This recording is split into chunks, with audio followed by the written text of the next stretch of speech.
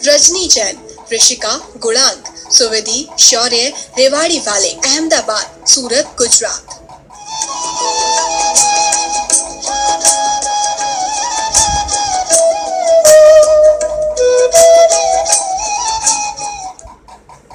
तीन रास्ते हैं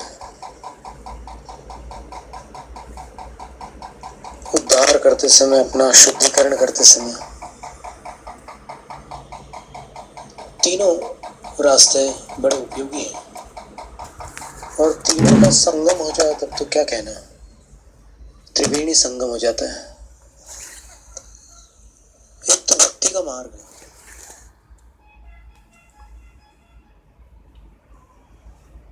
कि हम कुछ नहीं है, हम कुछ नहीं कर सकते, आप सब कुछ है, आप सब कुछ कीजिए। सवेरे हमने कहा था कि ये गुलामी का मार्ग नहीं है, निस्संदेह भक्ति कहती है कि मैं दास हूं, मैं एक तुच्छ सेवक हूं। ये एक विनम्र उद्गार है, किंतु इसका उससे कोई संबंध नहीं है कि हमने सब कुछ भाग्य भरोसे छोड़ दिया, या फिर जिनकी हम आराधना करते हैं वही हमें सब कुछ दे देंगे, हमें कुछ भी नहीं करना पड़ेगा। ये इसका तात्पर्य नहीं है। एक भक्ति मार्ग, दूसरा ज्ञान मार्ग है।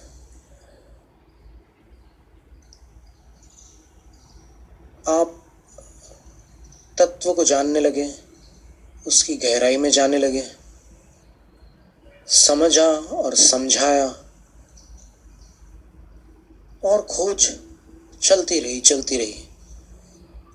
तो उस मार्ग में भी दुनिया के व्यसन तो छूट ही जाते हैं। कई बार तो दिन रात का भी होश नहीं रहता। स्वाध्याय में जब डूब जाते हैं तो ऐसा लगता है कि ये मैं क्या कर रहा हूँ ये पता नहीं चलता। ऐसा लगता है कि ये जिनकी नहीं गुरु ने ये बात कही है वो मेरे सामने है और ये बात मेरे साथ चल रही है। भले ही उन्होंने सर्व कल्याण के लिए ग्रंथ रचना की हो, लेकिन उस काल में जब उसमें स्वाध्याय में डूबते हैं तब लगता है ये बात तो मेरे लिए लिखी हुई है, ऐसा लगता है। फिर तीसरा है ध्यान का मार्ग, और ध्यान के लिए कुछ प्राथमिक साधनाएं, कुछ योग्यताएं आवश्यक है। पर अभी स्वस्थता की बात चल रही थी, स्वास्थ्य की, कि जिससे फिर आगे अपना रास्ता और निर्मल हो, स्वच्छ हो, साफ हो। तो स्वास्थ्य की बात निकली तो जब विचार करके देखते हैं तो कुछ शरीर संबंधी भी परेशानियां रहती, कुछ मन संबंधी होती है, कुछ भावों को भी कभी ठेस लगी रहती है, या फिर कोई ऐसे भावों में ही गड़बड़ी रहती है, और कुछ तो अपने जीव को ही परेशानी है। अपनी करनी का फल अपने को मिल रहा है। इन चारों स्तर से स्वस्थ होने के लिए क्या करना? तो शरीर में तो दो कारणों से बीमारियां होती है। कुछ रासायनिक असंतुलन से होती है।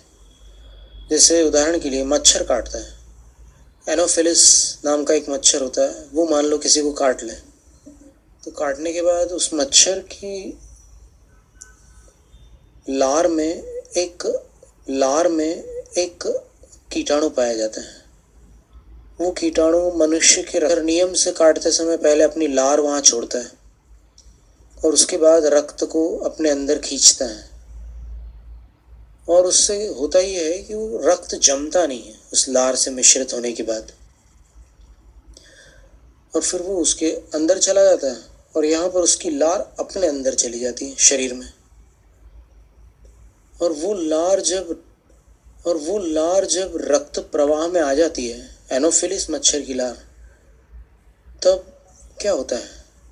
जैसे फैल्सिपैरम का जो मच्छर है उसके बारे में ऐसे जानकारी देते हैं लोग, नेट पर भी कहीं पर ऐसा उल्लेख मिलता है कि जाता दूसरी मंजिल से ऊपर जो काटने वाले मच्छर होते हैं वो अलग प्रजाति वाले होते हैं, मच्छर होते हैं वो अलग प्रजाति वाले होते हैं, और ये मलेरिया वाले जो मच्छर होते हैं वो दूसरी मंजिल तक जा। पर बात ऐसी है कि मान लो दूसरी मंजिल पर किसी को मलेरिया हो और उसको कोई मच्छर काट ले और वो दूसरी जाति का मच्छर और ऊपर चला जाए, ये बनेगी। लेकिन ये रोग जो होते हैं इन कीटाणुओं के माध्यम से फैलते हैं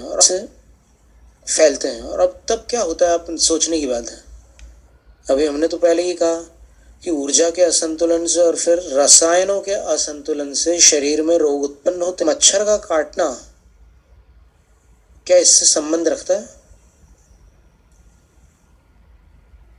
तो इस पर विचार करने से समझ में आता है कि मच्छर के काटने पर कोई चीज तो आ गई अपने अंदर शरीर में, और उसके आने के बाद उसने कुछ काम करना चालू कर दिया, और उसने ऐसा काम किया कि मच्छर काटने के बाद उसी दिन नहीं होता, आरोपण होता है, तैयारी होती है। 10 दिन बाद मलेरिया चालू होता है, बुखार आता है, यानी 10 दिन तक के किसी को पता ही नहीं रहता कि इसके शरीर में क्या है और अभी क्या तैयारी हो रही है। 10 दिन बाद वो स्थिति बनती है और फिर बीमार पड़ता है, और उसमें होता ही है कि वो कीटाणु स्प्लीन में पहुंच जाता है और स्प्लीन कड़क हो जाती है। जब भी डॉक्टर आकर के मलेरिया चेक करता है तो फिर यहाँ पसली के नीचे ऐसे हाथ डाल के देखता है बाईं तरफ, तो वो बढ़ा हुआ मिलता है उसको स्पर्श, तो फिर वो निश्चित कर लेता है कि ये मलेरिया होना चाहिए, क्योंकि इसमें संभावना मलेरिया की बनती है। और फिर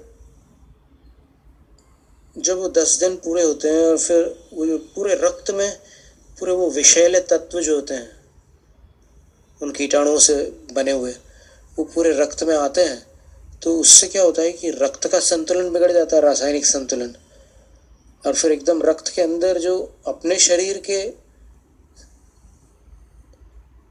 रक्षक हैं, जो रक्षक कोशिकाएं हैं, वाइट ब्लड सेल्स वगैरह, उनमें संघर्ष होता है। सहज रूप से, प्राकृतिक रूप से तो शरीर स्वस्थ रहने की तरफ ही कार्य करता है, लेकिन ऐसी स्थिति आ जाने पर फिर एक संघर्ष की स्थिति बनती है, और संघर्ष होता है तब फिर गर्माहट उत्पन्न होती है, और उस गर्माहट में फिर ठंड भी लगती है साथ में। उसको लगती ठंड है पर शरीर गर्म हो जाता है, रजाई उड़ता है, पसीना आता है, सब कुछ होता है, लेकिन फिर जब तक उसका इलाज न करो तब तक कि वो रोग बना रहता है। चाहे आप आयुर्वेद से उपचार कर लो, होम्योपैथी से कर लो, या फिर एलोपैथी से कर लो, कोई ना कोई तो उपचार करते हैं, फिर वो ठीक होता है। और ऐसी स्थिति में अपन देखते हैं कि वो सब रासायनिक असंतुलन के कारण हुआ है। और फिर ऊर्जा के असंतुलन से जो रोग होता है उसमें अलग अलग प्रकार के रोग हैं। अब जैसे अपन क्रोध ज़्यादा करेंगे तो उसके बारे में गोरखपुर गीता प्रेस से एक पुस्तक निकली थी, उसके अंदर अलग अलग आवेगों से होने वाली अलग अलग बीमारियों के 4 वर्ग बनाए थे उन्होंने। क्रोध से होने वाली बीमारियां, लोभ से होने वाली बीमारियां, भय से होने वाली बीमारियां और काम से होने वाली बीमारियां। और उन बीमारियों में, क्रोध से होने वाली बीमारियों में लिखा था कि जो चर्म रोग होते हैं उनका कहीं ना कहीं क्रोध से संबंध रहता है। ऊर्जा का असंतुलन हो गया, ऊर्जा के असंतुलन से फिर रसायनों में भी फर्क है। जैसे किसी को डर लगता है तो उसके शरीर में कैसे कंपन, एकदम घबराहट, जैसे एकदम कुत्ता आ जाए आपको काटने के लिए और बाल बाल बच जाए आप, तो आप देखना कि शरीर थोड़ा थोड़ा ऐसा कांपता सा होगा, अपनी धड़कनें तेज होंगी और फिर सांसों की गति बदल चुकी होगी, पसीना आ रहा होगा, ऐसे कुछ एक आवेग जैसा रहता है अंदर। तो भावों से द्रव्य पर उसका एक संबंध बनता है, और उसके बाद फिर जब बीमारियों वाले भाव होते हैं और फिर बीमारियों वाले रसायन आ जाते हैं, तब फिर शरीर में रोग उत्पन्न होते हैं। अभी अमेरिका में किसी ने खोजबीन करके ये पता किया कि मुख्यतया बीमारी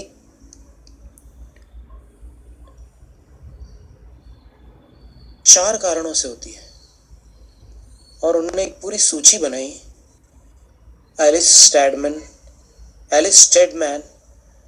और लुइस एल हे और डाइनस्टीन ने उस पूरी जानकारी को अपनी एक पुस्तक में दिया। हील योर बॉडी नाम की एक पुस्तक लिखी उसने, लुइस एल हे ने। तो उसमें 400 बीमारियों के नाम हैं, और 400 बीमारियों कौन से विचार लिखा हुआ है। आंखें कमजोर हो रही है, चश्मा लगाया, वो कौन से विचारों से लगाया है, और उन विचारों को बदलने से चश्मे का नंबर घटने लग जाता है। ये भी उसमें बगल में ही दिया हुआ है। अब हम कोई विज्ञापन नहीं कर रहे हैं उस पुस्तक का, लेकिन हम ये बताना चाह रहे हैं कि उस पुस्तक में ऐसे 4 भाव दिए हैं, जिन 4 भावों के कारण ये 400 बीमारियां होती है। रीढ़ की एक एक हड्डी में जो तकलीफ हो रही है, उसके अलग अलग प्रकार के भाव दिए हैं उसमें। कि नीचे वाली हड्डी में अगर आपको तकलीफ हो रही है, तो फिर आपके भाव में कहाँ बीमारी चल रही है, क्या परेशानी है, आप ऐसा क्यों विचार कर रहे हैं, उसके बदले आपको क्या विचार करना है। ये उन्होंने दोनों बातें बताई हैं। जैसे दांतों के लिए उन्होंने लिखा है कि जिनको दांतों में परेशानी होती है, उसका भावात्मक जो कारण है वो कोई अधूरा काम होता है।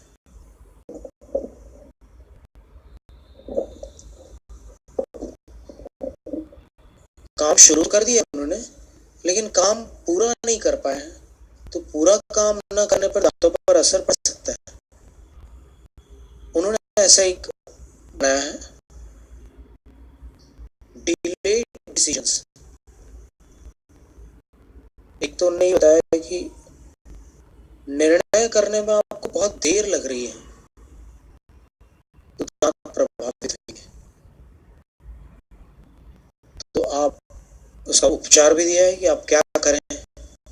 शांत मन से एक बार बैठ लीजिए, बैठ करके देख लीजिए प्रो और कॉन बोलते हैं ना, कि ऐसा करूंगा तो क्या फायदे हैं, क्या नुकसान है, वैसा करूंगा तो क्या फायदे हैं और क्या नुकसान है। उसको आप व्यवस्थित रूप से चाहते हैं और फिर विचार करके निर्णय करने में फिर आप अगर समर्थ हो गए, सफल हो गए, तो फिर आपकी तकलीफ अपने आप शांत लग जाएगी। ऐसे उन्होंने सब बीमारियों के उसमें वो दिए हुए, बहुत लंबी सूची है, 400 बीमारियों के नाम और सब कुछ दिए हुए हैं। तो उन्होंने मुख्य रूप से 4 बातें बताई कि मनुष्य को स्वस्थ रहने के लिए इन 4 बातों पर ध्यान देना आवश्यक है। उसमें से एक बात बताई, रिजेंटमेंट, अंग्रेजी में उन्होंने लिखा है। रिजेंटमेंट का अर्थ होता है कि आपके जीवन में आप किसी परिस्थिति को या किसी व्यक्ति को स्वीकार नहीं कर पा रहे, यानी ये अपने अंदर एक अस्वीकृति बनी हुई है। उस अस्वीकृति के बढ़ जाने पर ही कैंसर होता है, ऐसा उसका कहना है। हो सकता है कि अपने शरीर का ही कोई हिस्सा अपने को पसंद न हो और उसको स्वीकार न कर पा रहे, और जब कभी कैंसर का मौका पड़ता है तो उस हिस्से में कैंसर हो जाता है। माउथ कैंसर है, आई कैंसर है, सबसे दर्दीला कैंसर जो होता है पैनक्रियाज का कैंसर होता है। पैनक्रियाज उस ग्रंथि का नाम है जो शक्कर को पचाने वाली थी। अगर उसमें इंसुलिन कम हो जाए तो डायबिटीज हो जाता है। तो रिजेंटमेंट, किसी भी हिस्से में कैंसर हो जाता है, पेट कैंसर, अलग स्थानों में कैंसर होते हैं, तो अव्यक्त रूप हो कि उस अंग का नाम न जानते और फिर भी वो प्रतीकात्मक है। आपके जीवन में आपके जो भाव बन रहे हैं और जिसको आप अस्वीकार कर रहे हैं, उसका प्रतीकात्मक भाग आपके शरीर में कौन सा है, प्रभावित हो जाएगा। इससे दांतों पर कैसे असर पड़ रहा है निर्णयों का? निर्णय में विलंब करने से दांतों को तकलीफ होती है। इसका क्या मतलब है? दांत बहुत मजबूत होते हैं और आपका निर्णय ठीक चल रहा, निर्णय कर पाए तो दांतों में परेशानी आना प्रारंभ हो जाती है। और भी गहराई से देखोगे तो और कई चीजें इसमें समझ में आएंगी। तो एक बार उन्होंने बताया अस्वीकृति। कभी आपने देखा हो कुछ लोग ऐसे हैं जो बहुत परेशानी में जी रहे हैं, लेकिन उन्होंने ये नसीब का हमें ये मिला हुआ है तोहफा, ऐसा मान करके जैसे तैसे रहना सीख लिया है। फुटपाथ पर अखबार बिछा करके वो लोग सो लेते हैं और लोगों को गद्दों पर नींद नहीं आती। तो ये स्वीकार कर लेने से कैंसर की समस्या हल हो जाती है। और जिसने वो लिखा था पुस्तक को, उसको खुद कैंसर हो गया लिखने के बाद। तो फिर वो पुस्तक तो बड़ी लोकप्रिय हो चुकी थी। तब उसने मन विचार किया कि तुमने ऐसी किताब लिखी और ये इतनी विख्यात हो गई, बेस्ट सेलर बन गई, और अब तुम्हें खुद कैंसर हुआ है। अब तुम दुनिया को दिखा दो कैंसर हटाकर, तो फिर भरोसा होगा सबको, नहीं तो फिर तुम्हारी किताब तो बाहर चली जाएगी, लोग उस किताब का विसर्जन कर डाले। तो फिर उसने सबसे पहले अपने मन को तैयार किया, बड़ी मुश्किल से मन को सहा, क्योंकि कैंसर हो जाने के बाद पैनिक की स्थिति बनती है, यानी एकदम हृदय आतंकित हो जाता है। ऐसा लगता है कि मृत्यु एकदम सामने आ गई। अभी तक तो दूर थी, सबको मरना है एक न एक दिन, लेकिन मुझे कैंसर हो गया, यानी मृत्यु तो अब मेरे बगल में खड़ी हुई। तो एक आतंक हो जाता है अंदर, पैनिक स्टेट बोलते हैं उसको। तो फिर उसने मन में विचार किया कि इस आतंक में तो मैं अपने मन को शांत नहीं कर सकूंगी, और मन को शांत किए बिना मैं वैसे भाव नहीं कर सकूंगी जिससे उसका इलाज हो सकता। तो फिर उसने मन को बहुत शांत करना चाहिए। वो डरा, कहना सरल है कि डरो मत, लेकिन जब डर लगता है तब लगता है। तो फिर वो किसी दिन एक लेक्चर में चली गई, कोई भाषण सुनने चली गई। उस भाषण में कोई अच्छी अच्छी बातें बता रहे थे, प्राकृतिक चिकित्सा, योग वगैरह के बारे में चर्चा हो रही थी। और वो जहाँ बैठी हुई थी, उस बगल में एक व्यक्ति बैठा हुआ था, वो प्राकृतिक चिकित्सक था। भाग्य की बात कहो या भावना की बात, क्योंकि उसने भावना की थी कि मुझे कोई शांत मन करने का उपाय मिल जाए और कोई ऐसे संयोग बन जाए। तो फिर उस भावना की तरंग से कुछ ऐसा संयोग बन गया कि जब वो व्याख्यान हुआ तब आपस में बातचीत हुई। बातचीत होने के बाद उसने कहा कि मैं एक्यूप्रेशरिस्ट हूं, मुझे आपको देखकर लग रहा है कि शायद कुछ जरूरत है आपको मदद की। वो कहती है कि आप क्या मदद करोगे? मैं तो मौत के मुंह में जा रही हूँ। फिर उसने कहा कि घबराओ मत, जब तक जीवन है तब तक निराश मत हो। निराशा जीवन को समय में बर्बाद कर डालती है, इसलिए तुम हिम्मत रखो। मैं जो बनेगा वैसे मत करूंगा, इतना परिचय बिल्कुल भाई बहन के समान हो। और फिर उसने मदद की। फिर इसने और गुरु लोगों से भी बातचीत की और उबला हुआ भोजन प्रारंभ कर दिया उसने। और डॉक्टर ने बोल दिया कि अगर तुमने 3 महीने में ऑपरेशन नहीं कराया तो फिर उसके बाद की मैं कोई गारंटी नहीं ले सकता। 3 महीना आखिरी सीमा है, ऑपरेशन कराना ही पड़ेगा तुम्हें। तो फिर उसने ये सब उपचार प्रारंभ कर दिया। एक ध्यान उसने प्रारंभ किया, और ध्यान प्रारंभ किया, बड़ा अद्भुत ध्यान है कैंसर मिटाने का। तो प्रारंभ किया और फिर 6 महीने बाद चेकअप कराने गई तो कैंसर मिट चुका था। डॉक्टर ने पूछा कि तुमने क्या किया? फिर उसने एक सीडी बनाई और उसने जो किया वो फिर अपन आगे चर्चा करेंगे। जैनम जयतु शासनम, जैनम जयतु शासनम, जैनम जयतु शासनम।